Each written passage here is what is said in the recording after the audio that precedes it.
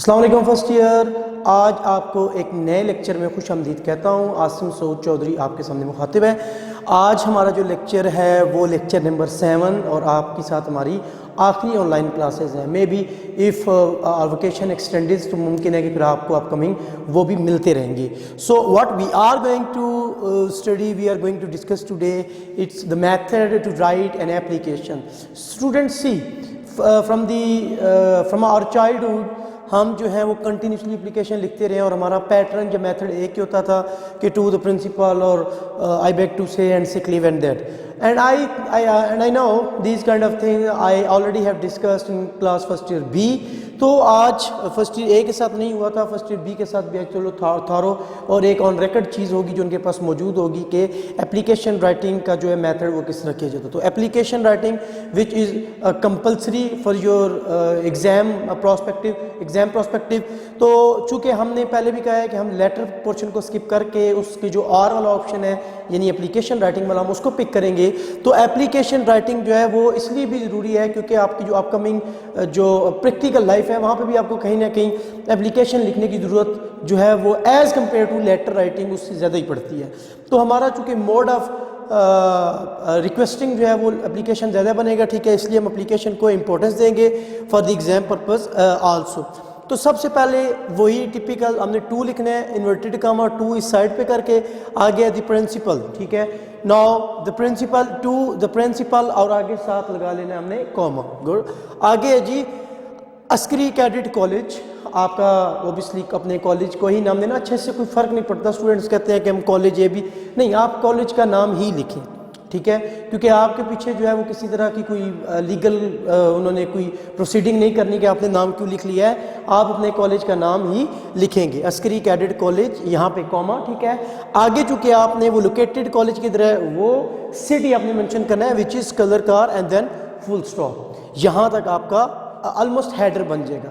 अच्छा, यहाँ पे उसके बाद फिर आ जाता है आप थोड़े टाइम के लिए इस चीज़ को, इस लाइन को आप स्किप कर दें, इसको हम बाद में डिस्कस करेंगे। इसको अभी के लिए हम स्किप कर देते हैं, हम उस से सीधा जंप करते हैं सर। अब सर आपने किया है और वही जो आपने शुरू से किया हुआ है सेम लाइन में रखना है कॉमा। अच्छा, यहाँ पे जो बहुत से स्टूडेंट्स हैं वो गलती करते हैं। वो क्या गलती करते हैं? वो लिख देते हैं आई बेग टू से, ठीक है बेटा, ये मैंने आपको क्लास में कितनी दफ़ा भी कहा है कि ये बिल्कुल नेगेटिव इंप्रेशन जनरेट करता है when you write I beg to say. I beg to से ये हम जो है वो बचपन में 5th क्लास में 6th क्लास में होते थे तो मैं ये मेथड बताया गया और आज भी हम फर्स्ट ईयर में भी आके उसी टिपिकल मेथड को फॉलो कर रहे हैं। नहीं, हमने ये नहीं करना। आपके सामने ये पूरी लाइन लिखी है और आप इस पूरी लाइन को अपने थारोली तमाम टेस्ट में, तमाम एग्जाम में इसी तरह ही लिखेंगे और फिर आपका जो फाइनल एग्जाम है उसमें वो क्या है? I am the student of first year class, ये हो गया, ठीक है। आ गया I want to tell you, I want to express my experience, I want to express my कुछ भी जो आपका मसला चल रहा है, माई इशू, माई प्रॉब्लम, या इस तरह ये है कि I am student of first year class and it is mentioned here to you या it is stated here to you, ठीक है। तो वो देखें, इसमें मैंने एक चीज़ क्लास फर्स्ट ईयर बी में बताई थी, आज क्लास फर्स्ट ईयर ए वालों को भी पता चल जाएगी।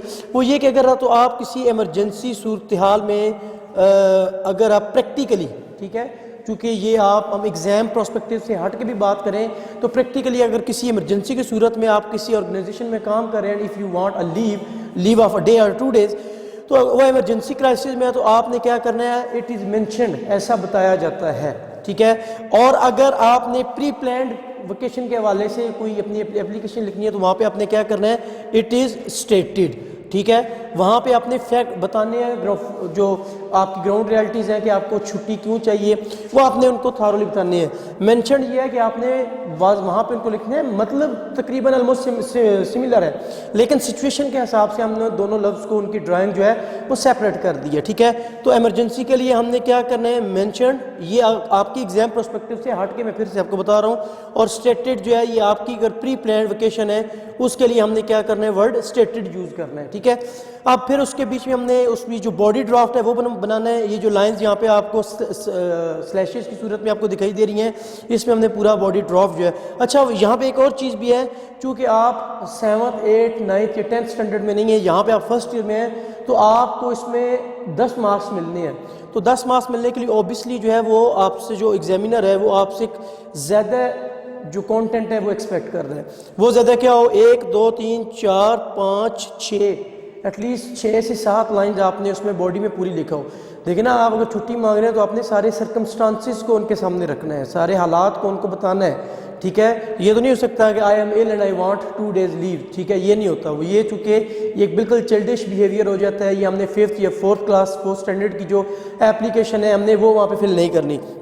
तो 10 मार्क की एप्लीकेशन है और यहाँ पे फर्स्ट ईयर में एप्लीकेशन का पोर्शन रखने का मकसद ही यही है कि आपको आगे जो मोड ऑफ जो कम्युनिकेशन है थ्रू दी ऑफिशियल अथॉरिटी वो आपका किस तरह और आप में यहाँ पे जो क्वालिटी कंटेंट है वो किस तरह लिखा जाए, ठीक है। उसके बाद एंड में आता है योर्स ओबीडियंटली। अच्छा, यहाँ पे एक बड़ी गलती कर देते हैं स्टूडेंट, क्या करते हैं, योर लिख के आगे अपोस्ट्रोफी और देन एस। आपने अपोस्ट्रोफी लिखने ही नहीं है, ठीक है। योर्स आगे एस लिख के अपोस्ट्रोफी के बगैर ही आपने इसको कंटिन्यू, योर्स का मतलब है आपका, ठीक है। ओबीडियंटली ताबेदार शागिर्द, ठीक है। आप ऑब्वियसली अगर प्रिंसिपल के नाम किया तो आपने ओबीडियंटली करना है उनके, इस तरह है, ठीक है, ताबेदार शागिर्द। आगे XYZ वो आपका अपना नाम चाहे लिखें या वो XYZ या कुछ भी लिख लें। X में डॉट है, Y में डॉट है और Z विदाउट डॉट। देन आ जाता है डेटेड अप्रैल 13 2020। यहाँ पे एक थोड़ी सी स्टूडेंट की कंफ्यूजन कर दूं, डबल डॉट है, हमने कॉलन यूज किया है। डेटेड डेट एप्लीकेशन में सबसे नीचे लिखी जाती है, ठीक है। अब अप्रैल 13 जो है ये मेथड है यूएस का, यूएस इंग्लिश का। अमेरिकन इंग्लिश में डेट में जो है वो सबसे पहले हम क्या करते हैं, मंथ लिखते हैं, फिर उसके बाद हम डे लिखते हैं, फिर उसके बाद हम ईयर लिखते हैं, ठीक है। स्लैश में आपके पास दूसरा मेथड है, ये है ब्रिटिश इंग्लिश का, ठीक है, जिसको यूके इंग्लिश भी कहा जाता है। इसमें सबसे पहले हम क्या करते हैं, डे लिखते हैं, फिर मंथ लिखते हैं और फिर एंड में ईयर लिखते हैं। और उसमें एक चीज़ है, अब जब डे आपने मेंशन करना है तो डे के साथ आपने THSTND ये पोजीशन लाजमी इलेबोरेट करनी है। सपोज अगर फर्स्ट है, 1 अप्रैल तो 1 ऊपर ST, अगर सेकंड है तो 2 ND, अगर थर्ड है तो 3 RD, ठीक है। इसी तरह आगे 13th है, 14th है तो TH ने आपने यूज़ करना है। तो ये आपने लाजमी इसकी इस पोजीशन को एक्सप्लेन पूरी तरह करना है, साथ में इसका जो सेकंड स्पोर्टिव जो वर्ड होगा वो, ठीक है। आगे 13th अप्रैल यहाँ पे आपने देखा है कॉमा। इसी तरह अमेरिकन इंग्लिश में भी अगर देखें तो यहाँ पे जो है वो डेट के बाद कॉमा, यहाँ पे मंथ के बाद कॉमा है। हाँ, इसको आसान कर लें कि ईयर से पहले कॉमा आपने ज़रूर लगाना है, ठीक है, चाहे मंथ हो या डेट हो। मंथ और डेट को आपने ऐसे लिखना है, लेकिन ईयर से पहले, अमेरिकन हो या ब्रिटिश इंग्लिश हो, ईयर से पहले आपने कॉमा लाजमी लगाना होता है, ठीक है। तो ये आपको इन दोनों जो मोड ऑफ राइटिंग डेट या मेंशनिंग डेट वो भी आपको पता चल गया है कि अमेरिकन में पहले मंथ फिर डे और फिर ईयर्स, और ब्रिटिश में पहले डे फिर मंथ और फिर ईयर सीक्वेंस में जाता है। आपको जो भी आसान लगे वो ठीक है, आप मुमकिन है इसमें ही आपको ऑप्ट करेंगे, क्योंकि पहले डे आ जाता है, फिर मंथ आ जाता है, ईयर है, वो आपका एक सीक्वेंस बन जाता है। तो स्टूडेंट्स क्लास फर्स्ट ईयर, ये आज का एप्लीकेशन में राइटिंग था। हाँ जी, एक चीज़ जो मेंशन करना मैं भूल गया वो ये थी कि ये मैंने कहा था हम क्रॉस करते हैं, इसको हम बाद में डिस्कस करते हैं जी। अब इसको हम डिस्कस करते हैं अभी सब्जेक्ट। अच्छा, इसको बॉक्स में इसीलिए किया गया है कि इसको हमने सेपरेट ही डिस्कस करना है। देखें, जिस तरह अगर तो आपने एग्जाम प्रोस्पेक्टिव के हवाले से अगर आपकी एप्लीकेशन है तो आप इस पोर्शन को स्किप किए बगैर जितना आपको पहले सारा समझाया गया है उस तरह लिखनी है, ठीक है। And fortunately, if you enter in an organization to work, to serve the organization, and if you want the leave, then you will follow this whole pattern, including this box carrying subject of the application, okay? अगर जिस तरह हम जो है अभी job कर रहे हैं, ठीक है, आपके कॉलेज में, तो अगर हमें लीव चाहिए होगी, क्योंकि हम प्रोफेशनल्स हैं, अभी हम स्टूडेंट्स नहीं हैं, हमें अगर लीव चाहिए होगी तो हम यहाँ पे सब्जेक्ट इधर मेंशन करेंगे। वो ऊपर नहीं है कि एप्लीकेशन फॉर सिक लीव या कुछ भी है, तो हमने सब्जेक्ट मेंशन करना है। इसको हमने जो है वो लाइट पेन से यूज़ करना है और सब्जेक्ट को यहाँ पे बोल्ड पेन हमने यूज़ करना है, ठीक है। सब्जेक्ट आगे कॉलन, आगे for the grant of financial help, ठीक है। सपोज मुझे अगर कोई पैसों की ज़रूरत है अथॉरिटी से, तो मैं क्या करता हूँ, for the grant of financial help, ठीक है। तो वो मेरी एप्लीकेशन होगी हायर अथॉरिटी को, एडमिनिस्ट्रेशन को या किसी को भी। तो subject colon for the grant, आगे जो है सब्जेक्ट अपने स्टेट करना है और इस पूरे के नीचे आपने क्या कर देनी है, लाइन लगा देनी है। इसको आपने हार्ड पेन से लिखना है और ये ऊपर सॉफ्ट पेन, फिर हार्ड पेन, देन फिर सॉफ्ट पेन आपने इधर लेना है। लेकिन इसको हार्ड पेन से लिखने का मकसद क्या है, इसको हार्ड पेन से लिखने का मकसद ये है, हार्ड पेन या जिसको हम मार्कर बोलते हैं, ठीक है।